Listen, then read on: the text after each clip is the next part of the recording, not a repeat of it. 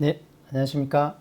R&D 계획서 작성 및 프로세스 대응 전략에 대해서 설명드릴 기획평가전략연구소 김현종 대표입니다.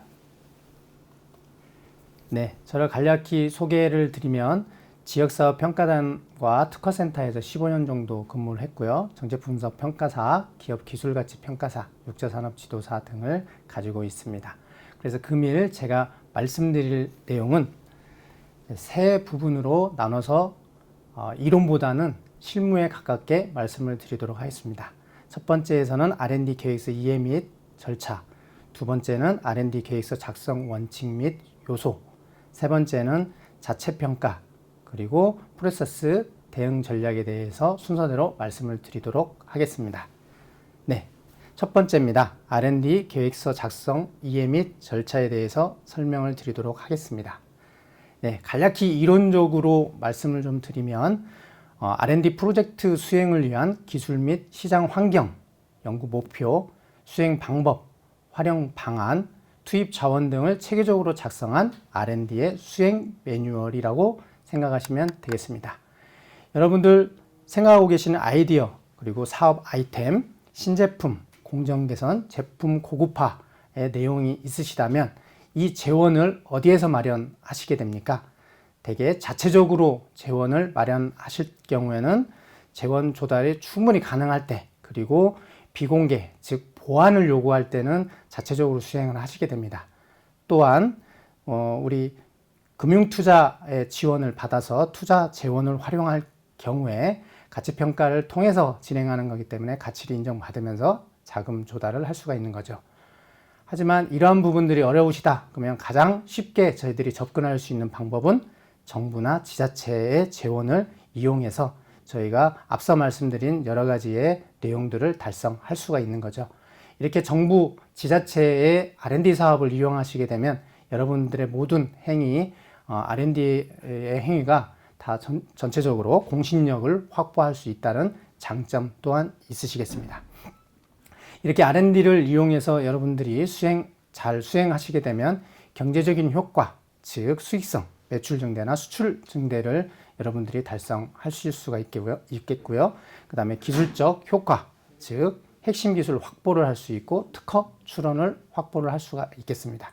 사회적인 효과, 즉 일자리 창출, 우리 신규 고용을 창출할 수 있다는 그런 여러 가지의 장점들이 있겠습니다. 네, 여러분들이 R&D 사업 계획서를 작성하는 데 있어서 가정을 기반으로 하는 일종의 시나리오, 얼마나 체계적으로 신뢰할 만한 근거를 기반으로 작성되었느냐가 가장 핵심적이라고 할 수 있겠습니다. 평가위원이 짧은 시간에 사업계획서에 포함된 모든 내용을 보기에는 힘듭니다. 그렇기 때문에 우리가 믿게 만들 수 있는 가장 효과적인 방법을 고안해야 되는데요. 저희가 이제 지켜야 될 5가지 원칙을 말씀을 간략히 드리면 평가 지표에 충실해야 된다. 지원 사업별 평가 지표를 명확히 이해하고 누락 없이 사업 계획서를 작성을 하셔야 됩니다. 또한 항상 저희가 사업 계획서를 작성하실 때는 내 위주가 아닌 평가자의 시각의 입장에서 여러분들이 작성을 하셔야 됩니다. 평가자와 같은 도구, 같은 도구를 사용하셔야 되고 같은 용어를 되도록이면 활용해서 사업계획서를 작성하셔야 됩니다. 또한 주관적 내용의 객관화를 가지셔야 됩니다. 사업계획서는 모두 주관적, 어떻게 보면 저희 회사의 여러 가지의 상황을 주관적으로 표현하는 거죠. 하지만 어떻게 객관적으로 요거를 표현을 해서 상대가 객관화를 이해할 수 있게끔 그렇게 작성을 하느냐, 그게 중요하게 되겠습니다. 또한 정성적 내용의 정량화를 하셔야 됩니다. 평가 지표, 척도, 측정 방법, 측정 주기, 달성 기준, 평가자 가중치 등등 뒤에서 말씀드리겠습니다만 성능 지표뿐만이 아니라 여러 가지의 그 정성적인 부분들을 정량적으로 사업계획서를 작성하셔야 나중에 선정 때도 그렇지만 최종 때에도 여러분들이 명확하게 전달이 될 수가 있습니다. 네, 그리고 중요한 차별화 포인트를 내재화 시키는 겁니다. 기술의 차별성, 목표의 차별성, 효과의 차별성. 이게 어떻게 보면 첫 번째 단계이긴 하는데 이 차별성을 유지하는 게 사업계획서 여러분들께서 선정 비율을 높일 수 있는 그런 방법이라 할 수 있겠습니다. 네, 그러면 R&D 사업계획서의 절차는 우선은 여러분들께서 가지고 계시는 그러한 아이디어나 신제품 거리들을 적절하게 지원받을 수 있는 정부 지원 사업을 선택을 잘 하셔야 됩니다.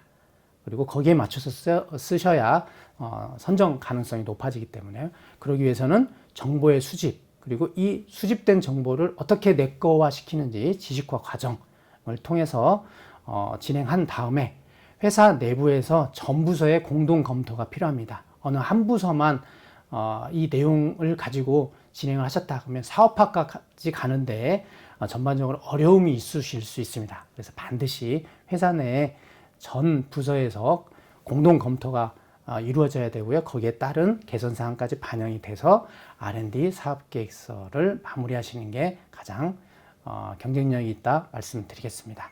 그래서 전체적으로 저희가 하려고 하는 R&D 포트폴리오를 정한 다음에 그거에 맞는 정부 지원 사업을 선택을 해주시고, 거기에 맞게끔 정보 수집 그리고 내거화 시키고, 그 다음에 공동 검토 개선, 그런 다음에 최종적으로 R&D 사업 계획을 마무리하는 그런 단계를 가지시면 되겠습니다.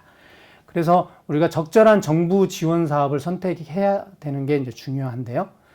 우선 지금 12월 3일 날 국회에서 2022년도에 전체적인 예산이 확정이 됐죠. 그러면서 이런 부처에서 2022년도의 예산과 세부적인 내용들, 지원 내용들, 지원 내용에 따른 예산, 이런 부분들이 다 확정이 돼서 공지를 했습니다. 그래서 지금 보고 계시는 중소벤처기업부에서의 보도자를 보시면 12월 3일 날 동시에 났던 내용들입니다. 그래서 19조 원을 확정해서 중소벤처기업부에서 지원을 하겠다.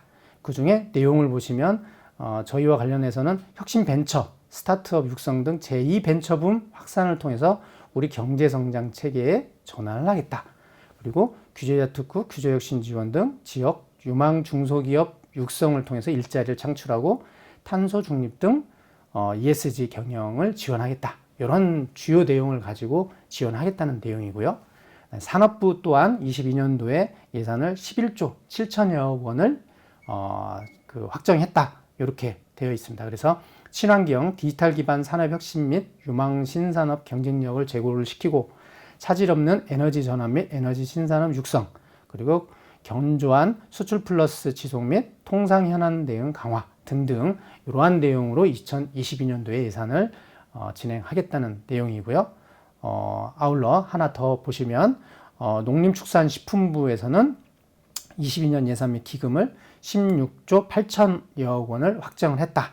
이런 내용입니다. 그래서 내년도 비료가격 급등에 대한 농가 및 비료생산업체 지원 반영, 나머지 농식품 바우처 등 핵심 사업 예산 증액 등등 2022년도에 대한 내용들이 딱 이제 확정을 시키고 세부적인 내용들에 대한 준비 작업이 있은 다음에 1월 달에 전체적으로 공포를 할 겁니다. 잘 아시다시피 혁신법이 개정된 이후에 1월 달에 다 공고를 내야 되기 때문에 이러한 부분들 정부 또는 지자체의 내용을 잘 보시면 됩니다. 저희가 이제 전라북도이기 때문에 전라북도 또한 12월 3일 날 국가예산 9조 원에 대한 내용들을 보도자료를 냈습니다. 그래서 분야별로 예산 확보된 내용이 있는데요. 저희 이제 산업과 관련해서는 삼당 농정 농생명 쪽에 1조 4천여억 원을 지금 예산을 책정을 했고요. 그 다음에 저희 융복합 미래 신산업 쪽으로 7천여억 원을 지금 책정을 했고요. 기타 새만금 안전환경 복지 등등 이렇게 해서 9조 원에 가까운 예산을 가지고 2022년도에 지원하겠다는 거죠. 이러한 내용들을 여러분들께서 잘 파악하고 계셔야 우리가 원하는 그 R&D의 내용을 충분히 재원을 조달받을 수 있다는 거죠.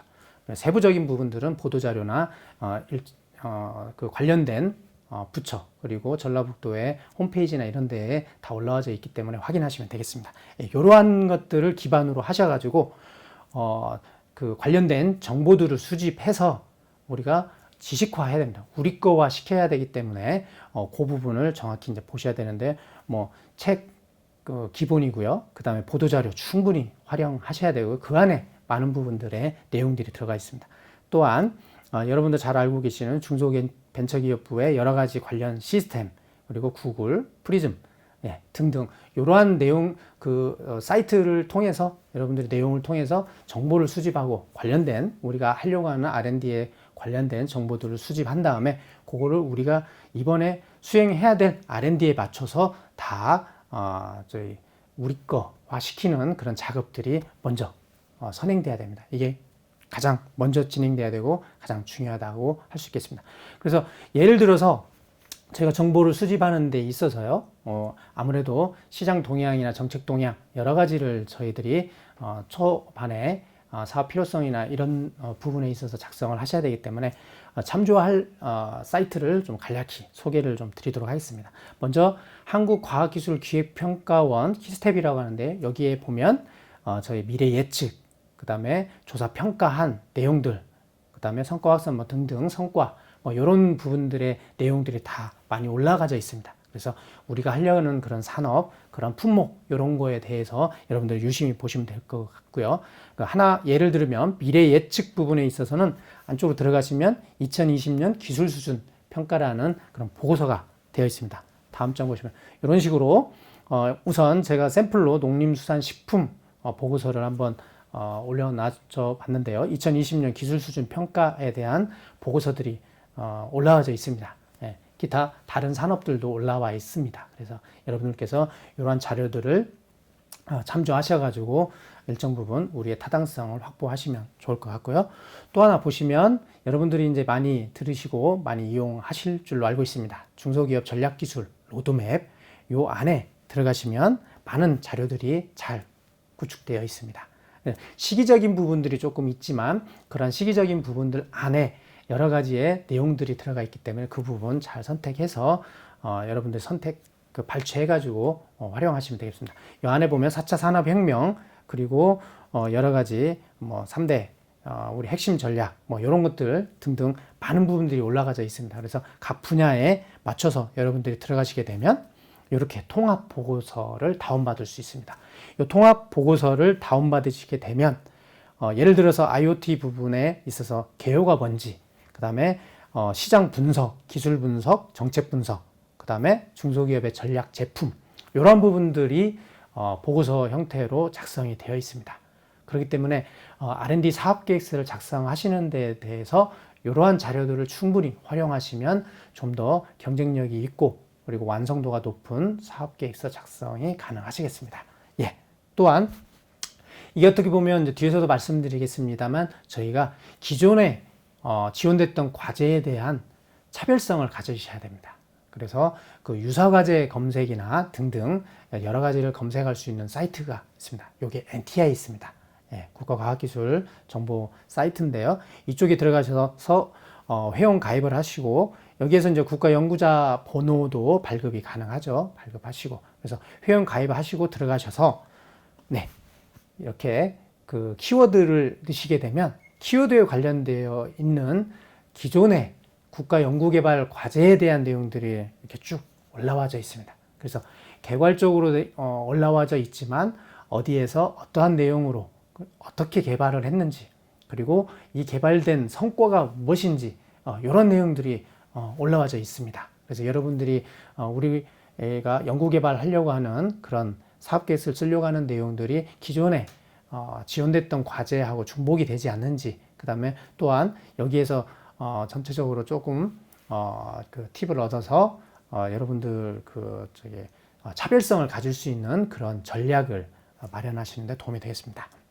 예, 또한 요 NTIS에는 이렇게 통계 분석 그 자료들이 또 제공이 됩니다. 그래서 여러분들께서 연도별로 보시거나 그 다음에 지역별로 보시거나 등등 이런 것들을 보실 수 있으니까 참조하시면 되겠습니다. 네, 저희 사업계획서를 작성하시는 데 있어서 여러분들께서 특허 회피 방안 이런 부분들 그 다음에 특허 기존에 있는 특허 와의 차별성 이런 부분들을 보시게 되는데요. 그 부분은 뭐 잘 아시다시피 키프리스 들어가셔가지고 하시면 되고요. 우리 이제 간단하게 저희가 볼 수 있는 사업계획서를 쓰실 때 유용하게 쓸 수 있는 게 왼쪽에 보면 초보자 검색 바로가기가 있습니다. 이쪽에 들어가시게 되면 오른쪽 끝에 문장 검색이라고 되어 있는데요. 이쪽에 관련해 가지고 우리가 하려고 하는 R&D에 대해서 문장으로 여러분들께서 기재를 해주시면 그 문장에 따라서 이렇게 키프리스의 시스템에서 저희와 유사한 키워드, 유사한 60%, 유사도가 60% 이상인 특허들이 딱 이제 검색이 됩니다.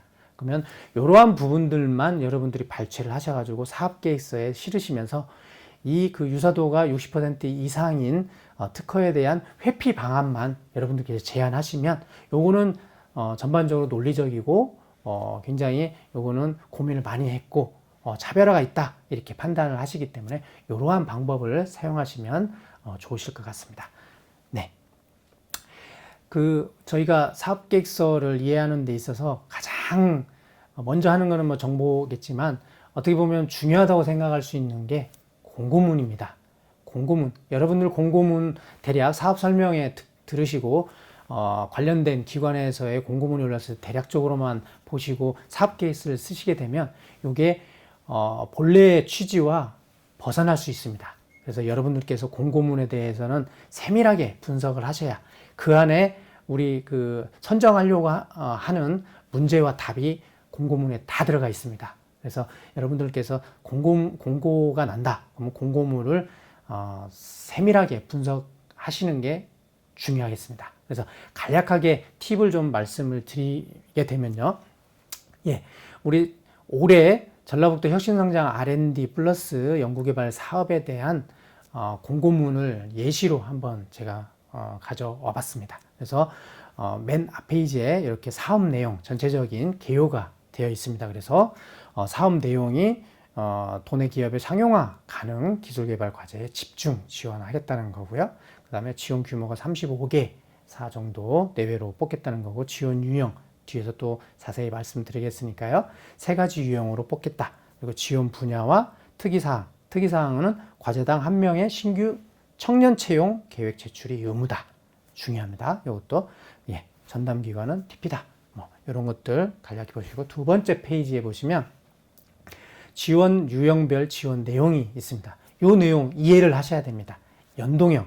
연동이라는 거는 윤복합 미래 신기술 분야 기술 수요 조사 및 사전 기획을 통해 사업화가 가능한 제품 개발 지원이다. 요거는 기술 수요 조사를 먼저 했다는 거죠. 먼저 해서 대개 이제 연말에 하게 되는데요. 공고나기 전에 기술 수요 조사를 해서 그 안에서 평가를 거쳐가지고 RFP 기술 수요 조사서 제안서 RFP가 올라오게끔 돼 있습니다. 그래서 공고문에 자세히 보시면 붙임으로 RFP가 되어 있는데, 이 RFP에 근거해서 여러분들이 사업계획서를 작성하셔야 됩니다. 아무리 사업계획서가 좋아도 이 RFP에 있는 내용들을 포함하지 않으면 요거는 경쟁력에서 잃게 되고요. 선정이 안 될 수 있습니다. 상대평가이기 때문에 이 내용을 충분히 반영한 사업계획서가 선정이 되시겠습니다. 그래서 이러한 RFP 제안요청서에 대한 내용들을 다 포함할 수 있게끔 사업계획서를 작성하셔야 된다는 거예요. 그 다음에 자유공모형의 경우에는 구축된 도내 혁신 인프라를 활용해서 기업의 상품화 기술 개발 지원이다. 자유스러운 주제를 가지고 여러분들께서 사업계획서를 작성하시면 되는 거죠. 이건 조금 더 어떻게 보면 자유스러울 수 있죠. 부담을 덜 가지고. 그래서 저희가 하고자 하는 내용들을 논리를 가지고 상세히 작성하시면 되겠습니다. 자, 구매 조건부. 구매 조건부의 경우에는 대기업, 중견기업 등으로부터 구매 확약서를 받은 기업의 R&D 지원을 통한 상용화 촉진 지원이 되겠습니다. 네, 자유주제로 사업계획서를 작성하되 구매 확약서가 제출이 필수입니다. 그래서 여러분들이 사업계획서에도 구매 확약서를 당연히 붙임으로 하셔야 되는 거고요. 그 성능지표나 등등 여러 가지의 스토리가 다 구매 확약서, 그리고 구매 확약서를 써준 기업하고 여러 부분 인과관계가 다 맞으셔야 됩니다. 그러니까 구매 확약서는 구매 확약서로 받으셨는데 사업 계획서의 내용이 여기와 관련성이 좀 많이 떨어진다. 그러면 이 부분은 어떻게 보면 신뢰성을 잃을 수가 있는 거고요. 아무리 R&D 개발이 잘 돼 있더라도 구매까지는 안 가실 수 있다라는 이미지를 줄 수 있습니다. 그래서 반드시 구매 확약서를 중심으로 해서 사업계획서를 작성하시는 게 경쟁력이 있으시겠습니다. 자, 1년 지원하겠다는 거고요. 밑에 신청 자격, 이 부분은 뒤에서 또 상세히 보도록 하겠습니다. 자, 지원 분야. 지원 분야도 여러분들께서 따져보셔야 됩니다. 자, 전라북도에 많은 산업들을 포함하고는 있습니다만 저희가 키워드를 가져가야 되는 게 여기에서부터 가져가야 됩니다.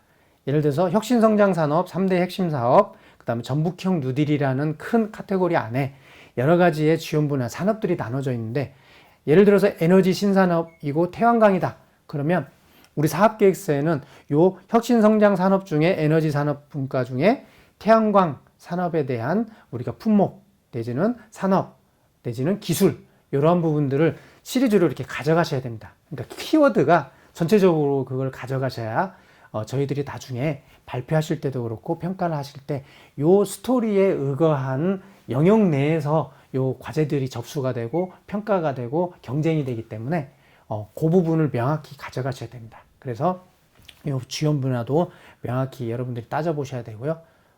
당연히 여러분들 요 그 지원 분야에 해당이 안 되는 내용에 대해서는 만약에 품목이 산업이 조금 빗나가 있다 그러면 요거와 관련해 가지고 연계를 시킬 수 있는 방안을 마련하시면 됩니다. 우리가 꼭 지원을 받으시려고 그렇게 열정이 있으시다면 용어나 내지는 여러 가지 요 안에 있는 내용들하고 연계를 시켜서 가져가시면 됩니다. 안 되는 게 아닙니다. 그거는 여러분들이 논리적으로 어떻게 접근하고 풀어가느냐에 따라서 달라질 수가 있기 때문에 그 부분 유념하셔서 여러분들 준비하시는 내용 접목시키시면 됩니다. 네. 자, 다음 중요합니다. 신청 자격. 이 신청 자격이 기본적으로 안 되면 저희가 한 달, 두 달 정도의 R&D 사업계획서를 작성하셨더라도 접수는 가능하죠? 아니면 접수할 때 우리 그 신청 자격이 되지 않으면 접수를 받지 않습니다. 네. 그렇기 때문에 한 1, 2개월, 그 다음에 길게는 더 길게 고생하셨던 그런 사업계획서가 다 물거품이 될 수 있습니다. 그래서 여러분들이 공고문의 이 신청 자격 부분을 충분히 확인을 하셔야 됩니다. 그래서 여기에서는 지원 자격 미충족 시에 지원 제외됨 이렇게 좀 되어 있고요. 그 다음에 주관기관의 경우에 아래 각 호를 모두 충족하는 기업이라고 되어 있습니다. 그래서 첫 번째는 도내에 있는 기업으로서 공장, 본사, 사업장, 그리고 기업부설연구소 중 1개 이상을 소재한 기업이어야 된다. 이렇게 되어 있고요. 네, 여기 중에서는 이제 5가지 요건 중 1개 이상 충족 시에는 가능하다. 요 1번에서는 가능한 거죠. 자, 2번 충족하셔야 됩니다. 자, 기업부설연구소 또는 연구전담부서를 보유하거나 이 두 가지에 대해서 설립 예정인 기업이어야 된다. 네, 요걸 1번, 2번을 다 충족하셔야 된다는 거죠. 다만 기업 단독으로 이 R&D 과제를 신청하실 경우에는 기업 부설연구소를 보유한 기업만 가능하다. 연구력을 보겠다는 거죠. 그러니까 쉽게 말씀드리면 참여기관으로 연구소나 대학이나 다른 기업 부설연구소를 가지고 있는 기업을 끼지 않는 한 단독으로 할 경우에는 우리 자체적으로 기업 부설연구소를 가지고 있으셔야 된다. 그겁니다. 네, 연구전담부서는 안 됩니다. 네, 이러한 내용들의 기본 조건들이 우리 회사가 되는지를 확인하신 다음에 거기에 맞춰서 우리가 이거를 할 건지 말 건지 그거가 정해져야 됩니다. 네, 그 유념해 주시고요. 자, 또한 자유공모형 구매조건부의 부분에 있어서 신청 조건이 매출액 100억 원 이하 또는 공고일 기준 상시 근로자 100인 이하의 중소기업만 신청이 가능하다. 이렇게 되어 있습니다. 요거 또한 이렇게 자격 기준으로 되어 있기 때문에 여기에 맞지 않으면 지원이 안 된다는 거죠. 그러니까 신청이 안 된다는 겁니다. 접수가. 그래서 이러한 부분들도 유념하셔가지고 명확하게 보셔야 됩니다. 자, 그리고 요거는 뭐 2020년 연말 기준이었기 때문에 내년도에 공고되는 건 2021년 연말 기준이 될 수도 있겠죠. 네. 자, 구매 조건부 내용입니다. 신청 조건 및 우대사항. 구매 조건부 신청 시 구매 확약서가 필수입니다. 구매 확약서에 대한 거는 필수적으로 확보를 하셔야 되는 거고요. 구매 확약서로 인정 가능한 증빙이 또 있습니다. 매매 계약서, 주문서, 개발 계약서, 판매 계약서, 각서, 송장. 요거 범주에 해당되는 내용이 신청 필수 조건이다. 이렇게 하시면 되고요. 구매확서 기재지 우대사항 등등은 여러분들께서 보시면 되겠습니다. 그래서 전체적으로 구매 확약서의 규격이나 여러 가지 수량, 뭐 금액, 뭐 관련되어 있는 부서장 이상의 부분, 뭐 도장, 뭐 등등 전체적으로 갖출 수 있는 부분들은 다 갖추셔야 된다는 부분입니다. 이러한 부분들을 꼼꼼히 챙기시면 가능하시겠습니다. 자, 연동형 기획과제로 올라왔던 내용들이죠. 요거의 경우는 매출 300억 원 이하 중소기업만 주관 참여기업으로 신청이 가능하다. 이런 내용입니다. 그래서 여러분들이 밑에 보시면 2건 이상 충족해야 되며 이에 해당되는 증빙서류를 필수로 접수 시에 제출해야 된다. 이런 내용들입니다. 그래서 이런 내용들은 여러분들께서 충분히 확인하시고 감안하시고 우리가 이 과제에 신청할 수 있는지 여부를 보시고 사업계획서를 상세히 작성하시면 되겠습니다. 지원 제외 대상이 있습니다. 앞서서 그 신청 자격 이것도 마찬가지지만 따로 지원 제외 대상이 또 있습니다. 그래서 도내 중소기업의 R&D 참여 기회를 확대를 하기 위해서 다음 1, 2, 3, 4번에 대한 지원 제외 대상이 있습니다. 여러분들께서 쭉 읽어보시고 다른 사업으로 지원을 받으셨거나 등등 3회 이상 지원을 받으셨거나 등등 내용을 참조하셔서 해당되는지의 여부를 확인하셔야 될 것 같습니다.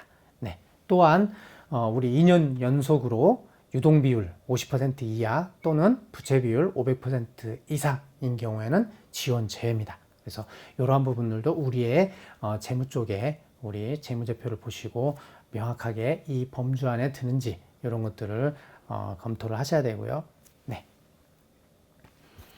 유의사항입니다. 요거는 선정될 때도 그렇지만 선정된 이후에 최종평가 때까지 가져가셔야 되는 그런 내용이 되겠습니다. 그래서 청년 고용 앞서서 저희 첫 페이지에서 말씀드렸지만 과제당 1명 이상의 청년 고용이 의무입니다. 여러분들께서 이 청년 고용을 당연히 하셔야 되는데 우리 사업계획서에 이 청년 고용을 몇 명을 할 것인지 어떠한 방법으로 채용을 할 건지 어떻게 유지할 것인지 이러한 내용들이 포함되어 있어야 됩니다. 그런 내용이 포함되어 있지 않으면 이건 의무사항이기 때문에 다른 경쟁 과제들과 비교해서 내 내용이 없다. 그러면 요거는 경쟁력을 잃어버리는 겁니다. 네. 아무리 기술이 좋아도 이러한 의무적인 부분들이 반영이 되어 있지 않으면 밀린다는 거죠. 그래서 요걸 가져가셔야 되고 우리 최종평가에도 마찬가지입니다. 요거는 의무 조건이기 때문에 이걸 만족해 주시지 않으면 유지하시지 않으면 최종평가 때 보통 이상의 평가를 못 받게 공고문에 되어 있습니다. 그래서 여러분들 요거는 계속적으로 신경을 쓰셔야 되는 내용이고요. 또한 주관기관 총괄 참여 30% 이상, 연구원들 10% 이상의 참여율을 가져야 된다. 요거 또한 사소한 거라고 판단하실 수가 있고요. 협약 때 조정하면 된다 판단하실 수가 있겠지만 선정심사 때, 선정평가위원회 때 다른 과제와 비교해서 이러한 부분에서 완성도가 떨어지면 여러분들 밀리게 되어 있습니다. 그래서 이러한 하나하나를 잘 챙기시면 여러분들 경쟁력을 충분히 확보하실 수가 있겠습니다. 네, 이렇게 첫 번째 강의를 마치고요. 두 번째에서는 R&D 계획서 작성 원칙 및 어떠한 요소로 구성되어 있는지 여러분들 정의적인 부분과 그 다음에 실예적인 부분들을 가지고 설명드리도록 하겠습니다. 1강의 이것으로 마치도록 하겠습니다. 감사합니다.